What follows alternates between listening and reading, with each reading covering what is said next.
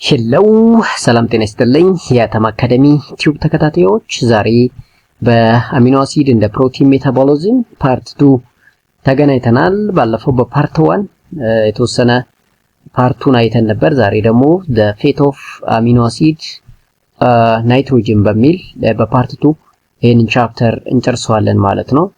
ፓርት 1 ያላያችሁ ወደ ኋላ ሄዳችሁ እሱን ማየት ትችላላችሁ። So an alpha amino group removed from an amino acid mostly through the reversible transformation reaction ይላል። So alpha amine group እንግዲህ ማለት NH2 ግሩፑ ሪሙቭ ይሆናል ለኮንቨርት ይሆናል። ያም scenario is known as transamination ይባላል። So the conversion of amine functional group to aldehyde ሊሆን ይችላል or to carbonyl carbon is so called transamination ይባላል። So by transamination the alpha group or the amino or alpha amino group can be changed and this amino acid becomes a keto acid when it donate the amino group to alpha ketoglutarate ይላል። ይሄ ማለት changing it to glutamate ማለት and this is mainly occurs in liver, kidney, in the brain as well as heart. The first step is simply the breakdown of amino acid. እንግዲህ አሚኖ አሲዱ breakdown የሚያደርግበት so called catabolism የምንለው takes place ያደርጋል። ያም በዋናነት liver, ኪድኒ፣ ብሬን እና ሄርት የምንላቸው ኦርጋን ላይ የሚካሄድ ፕሮሰስ ነው ማለት ነው። So all amino acid except lysine, threonine, pyrroline and hydroxypyrroline undergo transamination reaction. So አብዛኞቹ አሚኖ አሲድ ትራንሳሚኔሽን ያካሂዳሉ። ነገር ግን ላይሲን፣ ትሪዮናይን፣ ፕሮላይን እና ሃይድሮክሲፕሮሊን ትራንሳሚኔሽን የማያካሂዱት አሚኖ አሲዶች ናቸው። So the enzyme involved are also called transaminase or aminotransferase. እንግዲህ aminotransferase is a transferase enzyme that used for transferring the amine to another functional group ማለት ነው። ስለዚህ for transamination participate የሚያደርገው ኢንዛይም actually transaminase ነው።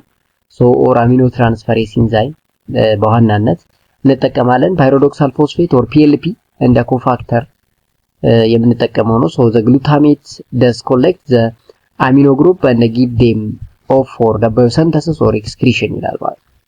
so this one is the fate of amino group or amino acid nitrogen. So the glutamate does collect the amino group and does or gives them off for biosynthesis or excretion ይላል ማለት። so አንዱ እንግዲህ nitrogen of amino acid ፌቱ ወይም ጣፋንታው ይሄ ነው ማለት ነው። So what would happen to the other ሲባል for example the amino acid aspartate can be transaminated to form its corresponding alpha keto acid and oxaloacetate ይላል። In the process the amino group is transferred to alpha ketoglutarate which is converted to its corresponding amino acid or glutamate ማለት ነው። So aspartate እቺ አማይን ፋንክሽናል ግሩፑ ኮንቨርት የሚሆንበት ነው እንግዲህ ትራንሳሚኔሽን የምንለው።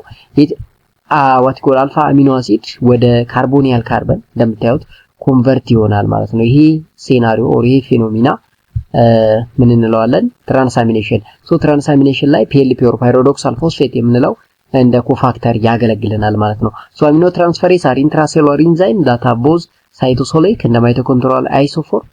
their appearance in the blood indicate the presence of cellular damage somewhere in the body ይላል ማለት።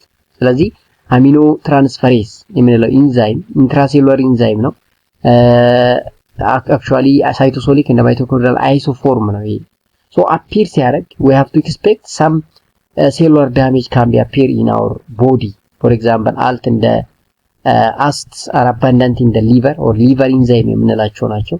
elevated plasma level of alt and ast occurs in cirrhosis or liver hepatitis are diagnosis tests of liver disease or liver injury. እንግዲህ liver injury or liver test or hepatoprotective effect ቴስት ስናደርግ እነኚህ ኢንዛይሞች ናቸው ቴስት የሚደረጉት። አልት እንደ አስት ቴስት ነው የሚሰራው ማለት ነው for knowing the hepatoprotective effect of something or the disease associated with liver. Oxidation deamination are there, so the reversible removal of amine as ammonia from amino acid ነው። ይሄ oxidative deamination ማለት you have to remove amine functional group in the form of ammonia ማለት። Transdeamination, the process of transamination plus oxidative deamination of glutamate. Transamination of most of amino acid channels their amino nitrogen into L-glutamate. So, and this is a way how we can convert the amine functional group to the other functional group. So, glutamate dehydrogenase catalyze the oxidative deamination of glutamate into alpha ketoglutarate. So, and liberates ammonia that enter urea cycle. እንግዲህ አሞኒያ ከዚህ ወጣው አንዱ ድሉ ወይም ጣፋንታው ለዩሪያ ሳይክል ፓርቲሲፔት ማድረግ ወር ግባት መሆንም ጭምር ነው ማለት ነው። So glutamate links metabolism of amino acid to synthesis of urea ይላል ማለት ነው። So glutamate can be converted into alpha ketoglutarate. Again, alpha ketoglutarate can also be reversibly converted to glutamate. And now here is the urea cycle. In the urea cycle እዚህ የሚፈጠረው አሞኒያ በዩሪያ ሳይክል ውስጥ ደግሞ ፓርቲሲፔት ያደርግና ዩሪያ ፎርሜሽን ላይ ትልቅ ሚና ይጫወታል ማለት ነው። ስለዚህ the fate of amino acid nitrogen ሲባል አንዱ ዩሪያ ፎርሜሽን ላይ ለዩሪያ ሳይክል እንደ ሮ ማቴሪያል እንደ ግብዓት መጥቀሙ ነው ማለት ነው። ሌላው እንግዲህ ስለ ብለድ አሞኒያ ነው የምናየው። ደማችን ውስጥ የአሞኒያ ሌቨል አለ። ያ የአሞኒያ ሌቨል ኦፕቲመም ነው። ከዛ የሚበዛ ከሆነ ችግር ነው። ዛት ኦፕቲመም የምንለው ምንድነው? ችግሩስ ከበዛ ምንድነው? ኤክሰሲቭ ከሆነ ምንድነው የሚለው ነው የምናየው ማለት ነው። Processing of the amino group of an amino acid produces ammonia which is toxic in the free form, especially to nerve cells ይላል። ስለዚህ አሞኒያ in excessive form የሚሆን ከሆነ ብለዳችን ውስጥ ቶክሲሲቲ ያለው or toxicity profile አለው ማለት ነው። So this metabolism is designed to keep blood levels low ይላል, which means less than 14 micrometer ማለት ነው. For this reason it is rapidly removed from circulation by the liver mainly and converted either into glutamate, glycine or urea. So the level of ammonia in our blood ይሄን less than this one ነው መሆን ያለበት። ከዚህ ከፍ የሚል ከሆነ እንግዲህ በተለያየ ሴናሪዮ ሪሙቭ መሆን አለበት ማለት ነው። ሪሙቭ መሆን አለበት or converted መሆን አለበት ወደ glutamate, glycine እና urea ማለት ነው። otherwise ከዛ በላይ የሚሆን ከሆነ it can be associated with the disease. In liver disorder like alcoholic liver disease or cirrhosis, ammonia is not converted into urea and raised in the blood. A toxicity condition known as hyperammonemia can be happen ይላል። አሁን ሰዎች ሊቨራቸው ዳሜጅ ሲሆን or liver cirrhosis ሲኖራቸው በተለይ liver the best organ in metabolism ስለሆነ now የኮንቨርሽኑ ይሄ ኤክሰስ የሆነው አሞኒያ ወደ ተለያየ ባይ ፕሮዳክት ኮንቨርት ሆኖ በኤክስክሪሽን መልክ የመውጣት እድሉ ይቀንሳል እና ብለዳችን ውስጥ የአሞኒያ ኮንተንት ኦር ሌቭል ከፍ ይላል ማለት ነው። ሶ ያንን ኮንዲሽን ነው የምንለው ሃይፐር አሞኒሚያ የምንለው ማለት ነው። ሶ አሞኒያ ፓስ ዳይሬክትሊ ቱ ሲንተቲክ ብለድ ስሩ ኮላተራል አርተሪስ ኤንድ ኤክስፖዝ brain tissue to the toxic concentration. So the brain detoxify ammonia into the glycine that depletes alpha ketoglutarate of the Krebs cycle ይላል። This lead to the energy failure in the brain cells. ስለዚህ ብሬናችን ዲቶክሲፋይ ያደርገዋል አሞኒያ ወደ ግላይሲን በመቀየር in the form of alpha ketoglutarate change በማድረግ Krebs cycle or fatty acid cycle ውስጥ participate እንዲሆን ያደርጋል ማለት ነው።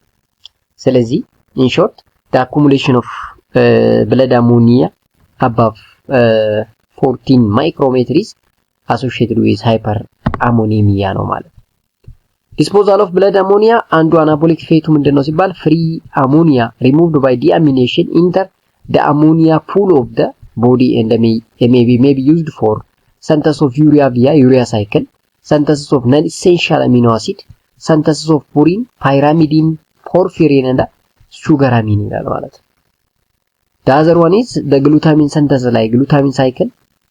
Glycine acts as a carrier of nitrogen and provides the mechanism for detoxification of ammonia in extrahepatic tissue, particularly brain, kidney, retina and the muscles. The አይናችን ውስጥም the glutamine is very important.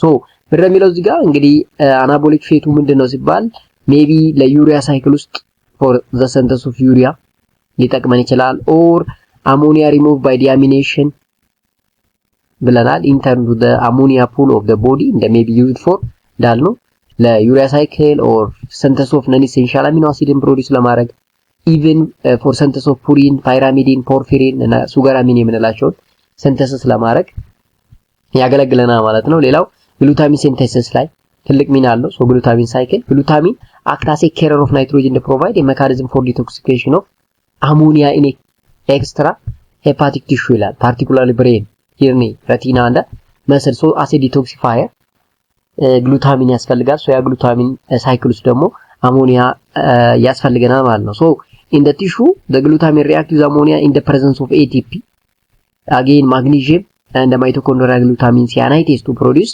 glycine. So magnesium is very important as a porphyrin and the process active process now because ATP or energy consumption ያስፈልጋል ማለት ነው። So glycine is transported through the blood from various tissue to the kidney in the liver where it is hydrolyzed by glutaminase into glutamine and ammonia ይላል ማለት ነው። ለተሰራው ግላይሲን ግላይሲን ወደ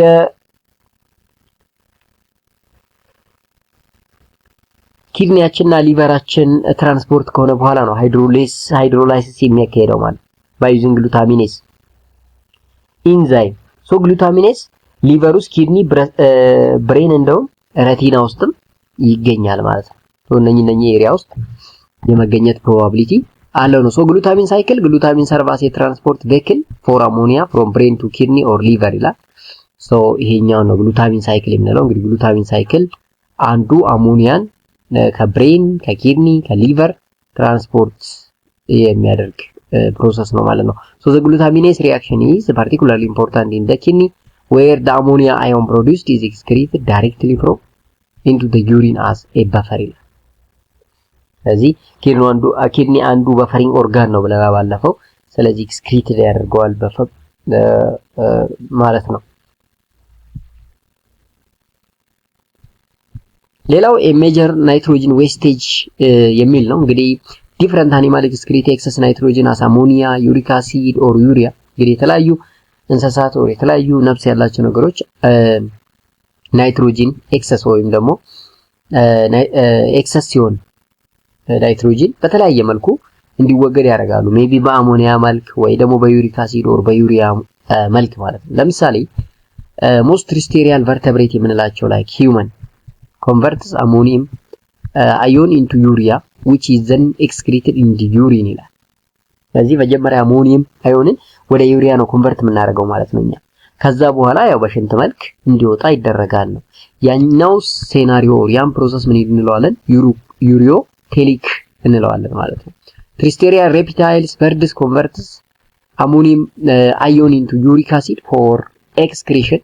So considered uricotelic እንላለን for tristerial reptile bird። እንግዲህ ወፎችን ሬፕታይሎች እነኚህ አሞኒየም አዮንን ወደ ዩሪክ አሲድ ኮንቨርት ነው የሚያደርጉት፣ ዩሪኮቴሊክ እንላቸዋለን ማለት ነው። እነኚህ አኳቲክ አኒማል የምንላቸው ደግሞ ኤክስክሪት አሞኒየም አዮን as it is ammoniotelic so in the form of ammonia ነው ኤክስክሪት እንዲሆን የሚያደርጉት።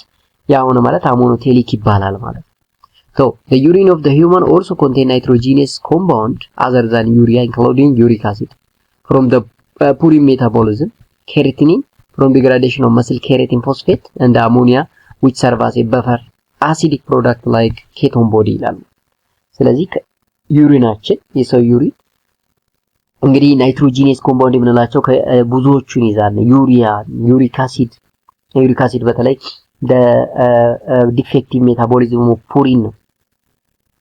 ሶ associated with different disease guts or arthritis የምንለው ከሱ ጋር አሶሺየት ያደርጋል። ስለዚህ ብቻ የተለያዩ ናይትሮጂነስ ኮምፓውንዶች እንዳሉ ይነግረናል ማለት ነው እዚህ ጋር ያለው ኮንሰፕት። ሌላው ዩሪያ ሳይክል ወይም ካሬብ ሃንስሌት ሳይክል የምንለው ነው። ለስሌት በካሬብ እና ሃንስሌት 1932። ስለዚህ ነው ሁለቱ ሳይንቲስቶች ናቸው ይሄንን ሳይክል ለመጀመሪያ ጊዜ ኢንቨስቲጌት ያደረጉት። ስለዚህ በእነሱ ስም ተሰይመዋል ነው። ሶ 5 reaction cycle cascade they utilize 2 amino group and carbon dioxide to synthesize urea the non-toxic nitrogenous wastes of our body ይላል። non-toxic carbon dioxide እንግዲህ non-toxic what call ኔም በመጠቀም ዩሪያ እንሰራለን። ዩሪያን ነው እንግዲህ non-toxic nitrogenous waste የምንለው ማለት ነው። non-toxic ናይትሮጂነስ ዌስት ነው። ምክንያቱም ያን ያህል ቶክሲክ አይደለም፣ በሽንት መልክ ይወጣል ማለት ነው። The other thing, one of the nitrogen atom for urea synthesis come from ammonia and the other is donated by aspartate. The carbon, the oxygen of the urea are derived from carbon dioxide ይላል። እንግዲህ ናይትሮጅን አተም ለዩሪያ ሲንተሲስ ከየት ነው የምናመጣው? ከአሞኒያ ነው ማለት ነው። ከአሞኒያ። ሌላው ደግሞ ከአስፓርቴት እንደ ዶናር ነው። ካርበን እና ኦክሲጅን ደግሞ ከካርበን ዳይኦክሳይድ ድራይቭ ይደረጋል ማለት ነው። ሳይት ኦፍ ዩሪያ ሲንተሲስ ሲባል እንግዲህ ሊቨር ኢዝ ዘ ኦንሊ ቲሹ ዛት ሲንተሳይዝ ዩሪያ ፍሮም አሞኒያ እና ካርበን ዳይኦክሳይድ። ስለዚህ ዩሪያ ሳይክል ቴክስ ፕሌስ ኢን ሊቨር ነው ማለት ነው። ሶ ዘ ሳይክል ኦፕሬት ፓርትሊ ኢን ማይቶኮንድሪያ እና ፓርትሊ ኢን ሳይቶፕላዝም ኦፍ ዘ ሊቨር ይላል። በዋናነት ግን ሊቨር ውስጥ ነው ማለት ነው። በት ፓርትሊ እንደ ማይቶኮንድሪያ እና ፓርትሊ እንደ ሳይቶሶል ኦፍ ሳይቶፕላዝም ኦፍ ዘ ሊቨር ነው። ሶ አዘር ቲሹስ ዛት ሃቭ አክቲቪቲ ኦፍ ዘ ፓርት ኦፍ ዘ ዩሪያ ሳይክል ኢንዛይም ኢንክሉድ ኪድኒ እንደ ብሬን እዛም የተወሰነ አክቲቪቲ ኦር ፕሮሰስ ይኖራል ማለት ነው ፎር ዘ ዩሪያ ሳይክል ፎር ዘ ዩሪያ ሳይክል። ስለዚህ ዩሪያ ሳይክል ሜንሊ ቴክስ ፕሌስ ኢን ሊቨር በት ኢን ሰምዋት ኢን ኪድኒ ኢን ዘ ብሬን ሳይቶፕላዝም ኦር ሳይቶ ይኬዳል። ሌላው ኪድኒ ኦፕሬት ዩሪያ ሳይክል አፕ ቱ ዘ ፎርሜሽን ኦፍ አርጂናይን በት ኢንዛይም አርጂኔስ ኢዝ አብሰንት ዴር ሶ ዩሪያ ኢዝ ኖት ሲንተሳይዝድ በት the cycle provides a source of angina in the kidney ይላል። አሁን ኪድኒ ቶታሊ ዩሪያ ሳይክልን አንደርጎ ማድረግ አይችልም። ፓርትሊ ነው ማለት ነው። ፓርትሊ ነው። ለምን? አርጂኔስ የሚባለው ኢንዛይም ያስፈልገናል። ሶ ያ ደግሞ እዛ ላክ ስለሆነ ፉሊ what called ዩሪያ ሳይክል አያካሄድም ማለት ነው። brain tissue lack the enzyme so called ornithine and the trans carbamylase this mean they cannot form citrulline. Citrulline is an intermediate in urea cycle now. The rest of the enzyme are present and hence the brain tissue can synthesize a urea if citrulline is provided ይላል። ስለዚህ ብሬናችንም ፉሊ ዩሪያ ሳይክልን ማካሄድ አይችልም ማለት ነው። so urea formed in the liver is highly water soluble and carried by the blood to the kidney where it is filtered and excreted in the form of urine ይላል ማለት ነው። ለዚህም ነው እንግዲህ the major site or the most important organ for urea cycle is the liver ያልነው ማለት ነው። ሌላው regulation of urea synthesis ነው። so urea formation increase during increased rate of protein breakdown under the condition like prolonged starvation and the lack of energy or after eating high level of protein ይላል። so አሁን ዩሪያ ሳይክል or urea synthesis ሬጉሌት ለማድረግ ዳይተሪ ፕሮቲናችንን ማኔጅ ማድረጉ አስፈላጊ ነው። ያ ብቻ ሳይሆን ፕሮቲን ብሬክዳውን የሚሆንበት ሁኔታ ለምሳሌ during starvation ፕሮቲን ብሬክዳውን በደንብ ይጨምራል። ዱሪንግ ላክ ኦፍ ኢነርጂ በደንብ ይጨምራል። በደንብ ፕሮቲን ኮንሱም እናደርግ ከሆነ ያው የግድ ናይትሮጂን ይጨምራል ማለት ነው። ሶ ኢን ጀነራል the urea cycle is regulated by availability of substrate like aspartate, ammonia or carbon dioxide, allosteric activation of CPCI by N-acetyl glutamate or NAG, induction or repression of the synthesis of urea ሳይክል ኢንዛይም ይላል። ስለዚህ ይሄ ሶስቱ ነው እንግዲህ ሜጀርሊ ዩሪያ ሳይክልን ሬጉሌት ሊያደርግ የሚችለው ማለት ነው። ሶ ይሄኛውን ኦፕቲማይዝ የምናደርግ ከሆነ the level of ዩሪያ ሲንተሲስ ሬጉሌት ማድረግ እንችላለን ማለት ነው። ዩሪያ ሳይክል አብኖርማሊቲ ያው ሃይፐርአሞኒሚያ ነው ቅድም ብለናል። when the liver function is compromised due to either genetic defects of the urea cycle or liver disease blood level of ammonia can rise highly ይላል።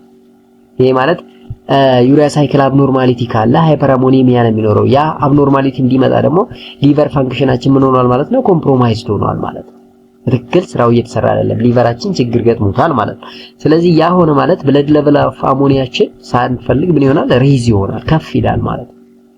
ሶ ያን ኮንዲሽን እንግዲህ ሃይፐርአሞኒሚያ እንለዋለን። ሶ ሃይፐርአሞኒሚያ ኢዝ a medical emergency because ammonia has a direct neurotoxic effect on CNS ይላል። አሞኒያ ሲበዛ እንግዲህ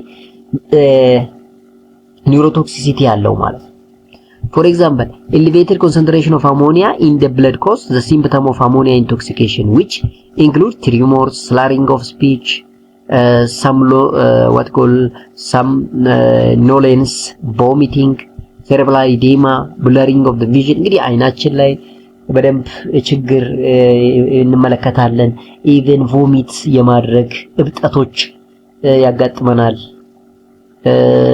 ሶ የአይን መርገብገብ እንዲህ ያሉ ነገሮች፣ ሰውነት መንቀጥቀጥ፣ የድምጽ ትክክል ያለ መሆን ምናምን ያጋጥመናል ማለት ነው። ይሄ እንግዲህ ሲምፕተሞቹ ነው የአሞኒያ ኢንቶክሲኬሽን።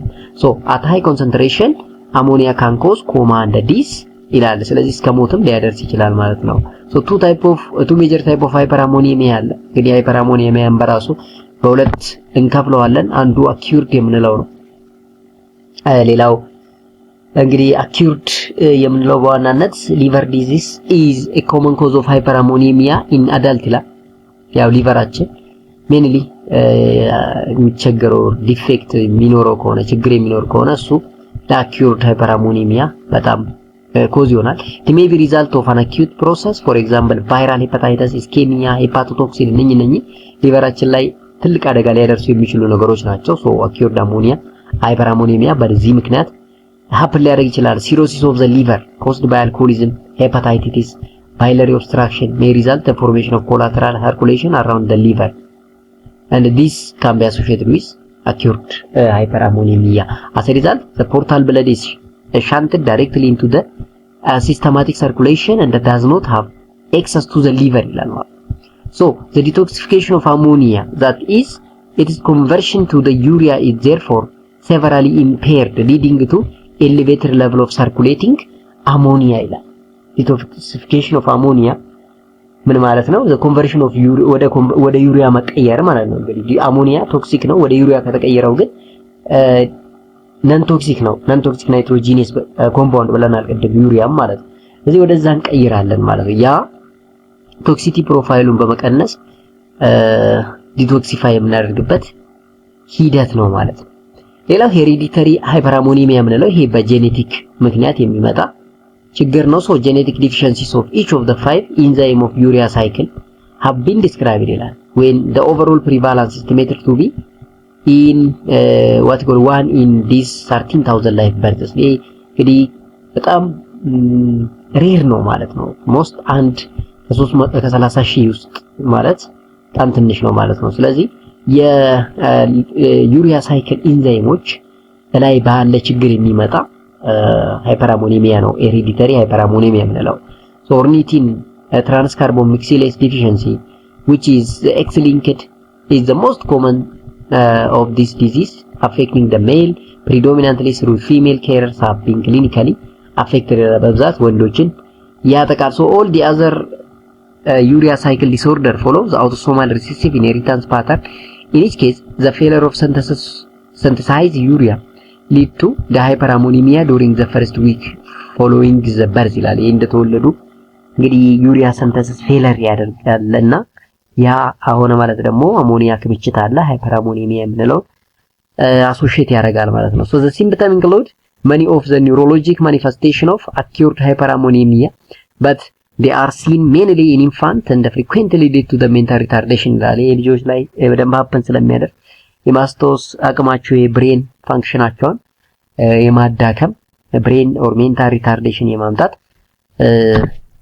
ችግር አለው ማለት ነው። ትሪትመንቱ ምን ይመስላል ሲባል እንግዲህ በየቀኑ የምንጠቀመውን ፕሮቲን ሊሚት ማድረግ ነው። ሶ ሊሚቲንግ ዘ ዳይት ቱ ሚኒማይዝ ናይትሮጂን በርደን። ሌላው ሊቨር ትራንስፕላንቴሽን ኢን ኬዝ ዌር ሊቨር ዳሜጅ ኢዝ ሴቨር። እንግዲህ ሊቨራችን ዳሜጅ ከሆነ ነው እንዲህ ያሉ ችግሮች የሚመጡ ብለናል። ስለዚህ ሊቨር ኮምፕሊትሊ ዳሜጅ ሆኖ የማያገግም ከሆነ የሚያዋጣው ንቅለ ተከላ ኦር ሊቨር ትራንስፕላንቴሽን ማድረግ ነው። ሌላው መድኃኒቶች አሉ ላይክ ቤንዞይት፣ ፌናይል ቡታሮይት፣ ፌናይል አሴቴት የምንላቸው መድኃኒቶችን መጠቀም ነው። which is bind covalently to amino acid producing a nitrogen containing molecule that is excreted in the urine ይላል። benzoate combine with glycine to form hippurate which is excreted in the urine and decrease the overall nitrogen burden ይላል። ይሄ ቤንዞይት እንግዲህ ወደ ሂፑሬት በመቀየር በቀላሉ ኤክስክሪት እንዲሆን ይሆንና የኦቨርኦል በርደን ኦፍ ናይትሮጂን ይቀንሳል ማለት ነው። ሌላው ፌናይል ቡትሬት የምንለው ነው gives or given orally is converted to phenyl acetate. This sequester free ammonia by combining with glutamine to form phenyl acetyl glutamine which is cleared by the kidney. When other measure fail, hemodialysis should be considered. እንግዲህ ሌሎች ሁሉም ችግሮች መፍትሄዎች የማይሰሩልን ከሆነ ሄሞዲያላይሲስ እስከ መጠቀም ድረስ ልንደርስ እንችላለን ማለት ነው። አንዱ ትሪትመንታችን ይሄ ነው። ሌላው ዲግራዴሽን ኦፍ ካርበን ስኬሌተን ኦፍ አሚኖ አሲድ ይላል። so the catabolism of amino acid found in the protein involves the removal of alpha amino group followed by the breakdown of the resulting carbon skeleton ይላል። ሶ እንግዲህ ካታቦሊዝም ስንል ያው the breakdown of large molecule to small ብለናል። ሶ ካታቦሊዝም of amino acid found in protein involves ይልና the removal of alpha amino group ይላል። ከዛስ the breakdown of the resulting carbon skeleton. This pathway converge to form 7 intermediate products ይላል። አንዱ ኦክዛሎ አሴቴት ነው፣ አልፋ ኬቶግሉታሬት፣ ፓይሩቬት፣ ፉማሬት፣ ሱሲኒያል ኮኤ፣ አሴታይል ኮኤ እና አሴቶ አሴታይል ኮኤ as an intermediate ይፈጠራሉ as a result of degradation of amino acid. So this product directly enter the pathway of intermediary metabolism resulting either in the synthesis of glucose or lipid or in the production of energy through their oxidation to carbon dioxide and water. So there is no storage form of protein, thus excess dietary protein cause metabolic burden. ስለዚህ ስቶርስ እየሆነ ሲሆን ኤክሰስ እየሆነ ሲመጣ ፕሮቲን or dietary protein ሜታቦሊክ በርደን ሊያመጣ ይችላል። ያ ደግሞ ወደዛ ወደ ተለመደው ሃይፐርአሞኒሚያ ሊያመራ ይችላል። ሌላው አሚኖ አሲድ can be classified as glucogenic, ketogenic or both based on which of the 7 intermediate are produced during the metabolism. ስለዚህ አሚኖ አሲድን ነው እንግዲህ ግሉኮጄኒክ፣ ኬቶጄኒክ እና ቦዝ ብለን የምንከፋፈለው። እንግዲህ ይሄንን ስንከፋፈል የትኛው ኢንተርሚዲየት ነው እዚህ ጋር 7 ኢንተርሚዲየቶች አሉ። ከነኚህ የትኛው ኢንተርሚዲየት ነው የሚፈጠረው በሚል ነው በሜታቦሊዝም ጊዜ የትኛው ነው የሚፈጠረው በሚል ነው እንደዚህ ወደ 3 የምንከፍላቸው ማለት ነው። ሶ ግሉኮጄኒክ አሚኖ አሲድ ስንል አን አሚኖ አሲድ whose catabolism yield pyruvate or one of the intermediate of TCA cycle ማለት ትራይ citric acid cycle or carif cycle የምንለው ነው ማለት ነው። as a glucogenic. So these intermediate are substance of gluconeogenesis and therefore can give rise to the formation of glucose or glycogen in the liver and glycogen in the muscles ይላል ማለት ነው። ስለዚህ ግሉኮስ ፕሮዳክሽን ውስጥ ግሉኮኒዮጀኔሲስ ውስጥ ይጠቅሙናል ማለት ነው ግሉኮጄኒክ አሚኖ አሲድ። ኬቶጄኒክ የምንላቸው አሚኖ አሲድ ውስጥ ካርበን ስክሌት ይልድ ኢዘር አሴቶ አሴቴት or one of the precursor of acetyl CoA or አሴቶ አሴታይል ኮኤ are termed as ketogenic ይባላል። ስለዚህ ካሉ 7 ኢንተርሚዲየት ውስጥ ይሄኛውን የሚጠቀም ከሆነ or የሚፈጥር ከሆነ ኬቶጄኒክ እንለዋለን። So aceto acetate is one of the ketone body which also exhibits 3 hydroxybutyryl or butyrate and acetone ይላል። So leucine, lysine are the only exclusive ketogenic amino acid found in the protein. Their carbon skeleton are not substrate for gluconeogenesis and therefore cannot give rise to the net formation of glucose or glycogen ይላል። እንግዲህ ግሉኮጄኒክ ኬቶጄኒክ እና ቦዝ ስንል ከዚህ አንግል ልናያቸው እንችላለን ማለት ነው። ስለዚህ አሁን ቦዝ ነው የግሉኮጄኒክ እንደ ኬቶጄኒክ የምንላቸው the skeleton of isoleucine, phenylalanine, tyrosine, tryptophan are both ketogenic and glucogenic ብለን ልንከፋፍላቸው እንችላለን ማለት ነው። እንግዲህ የቻፕተሩ መጨረሻ ነው ይሄ ስለ አሚኖ አሲድ ሜታቦሊዝም or ፕሮቲን እንደ አሚኖ አሲድ ሜታቦሊዝም የሚለው ይሄን ይመስላል። መጀመሪያ አሚኖ አሲድ ፔፕታይድ እንደ ፕሮቲን የሚለው ፓርት 1 እና ፓርት 2 እስከ ፓርት 3 ወደ ፓርት 2 ተመልሳችሁ ማየት ትችላላችሁ። ሶ ይሄ ፓርት ስለ አሚኖ አሲድ፣ ስለ ፕሮቲን፣ ስለ ፔፕታይድ አሁን ሙሉ ሆነ ማለት ነው። ለምን ከኢንትሮዳክሽን እስከ ሜታቦሊዝሙ ከሰራ ነው ኦልሞስት ሙሉ ይሆናል ማለት ነው። ስለዚህ ቻናሉ ሰብስክራይብ ይደረግ፣ ቪዲዮአችን ላይክ ይደረግ፣ እንዲሁም ለሌሎች ተማሪዎች እንዲደርስም ሼር አድርጉት። ላይክ ስታደርጉት ሌሎች ተማሪዎች ጋር የመድረስ ፕሮባቢሊቲው ከፍተኛ ነው።